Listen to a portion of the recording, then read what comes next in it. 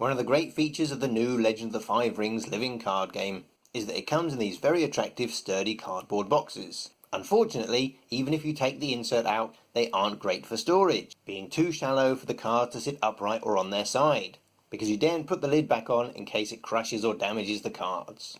Luckily, there is a solution to this that doesn't involve you investing in an entirely new storage system.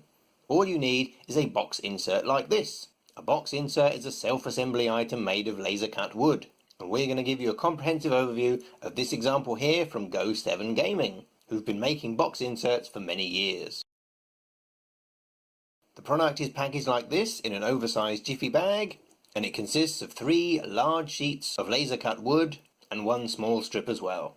It also has a single folded page of instructions.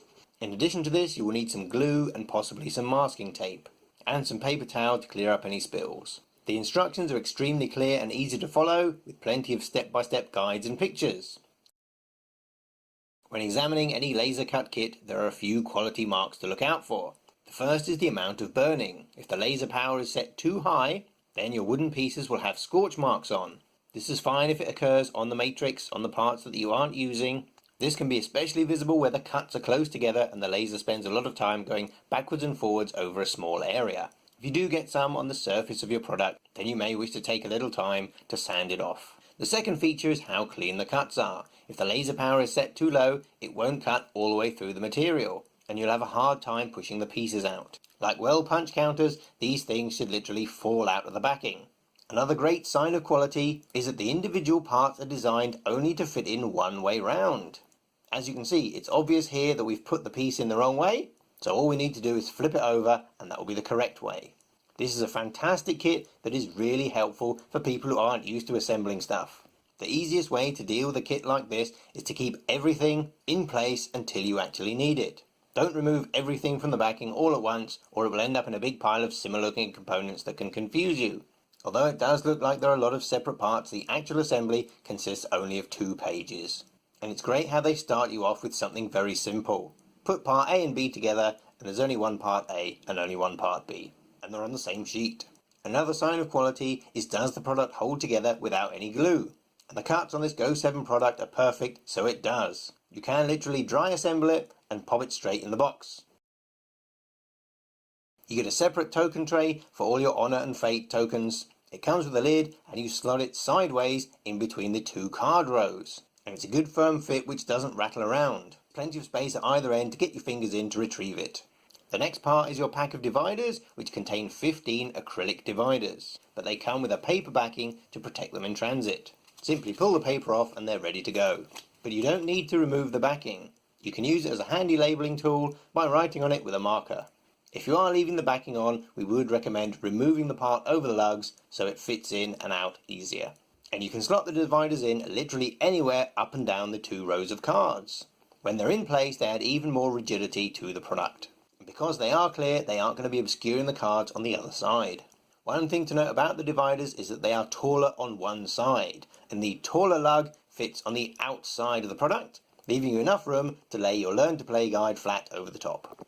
We don't recommend configuring the dividers in the narrowest way, however, because you will find them harder to pull out.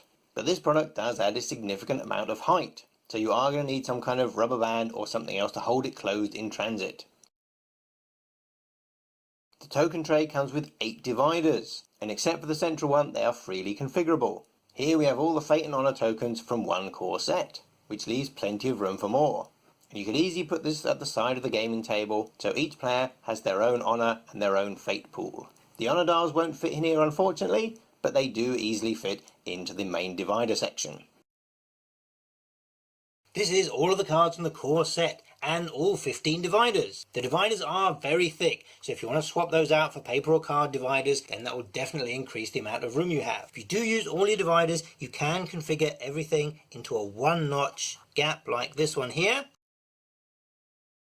This is 750 unsleeved cards, and you've still got room for at least 3 dividers. Because this is a raw surface, we wouldn't recommend using it for unsleeved cards. The Perspex dividers won't cause any chafing, and if you do, keep them compact like this, then they shouldn't suffer too much damage unless you're taking it out and about. This is 100 sleeve cards, with the divider set on the 7th notch, and as you can see there is still plenty of room in there to get a finger down the side. So this will be 100, 200, 300, 400. We've squeezed another 70 cards on the end there. If you want to really squeeze things in and move these down so that they're configured on the 6th notch, then they do still fit and they will come in and out, but they are incredibly snug. Which might be a good thing if this is going in your suitcase, it's going in the hold of an airplane or an overhead bin or something like that where it can get chucked about. You can fit 100, 200, 300, 400, 500 and 45 penny sleeved cards. But this is very tight. If you took out all the dividers, you could squeeze in an extra 31 cards. This is what the token tray looks like with all the dividers put in. And if you did use all the dividers, you may find it very hard to pick out individual tokens.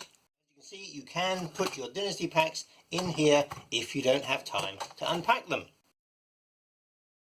The next thing we're going to look at is the S card kit, and is a small card divider unit. It comes on 3 identical boards and this time has even less instructions.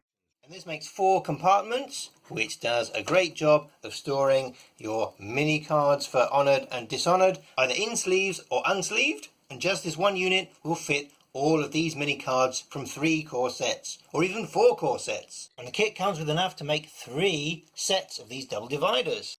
You can't pop your Honour dial in there. You can fit your first player token, but probably would never see it again. But you could fit your rings in there if you wanted. But they will be a pain to retrieve. You may have to turn your box upside down, so we wouldn't recommend it.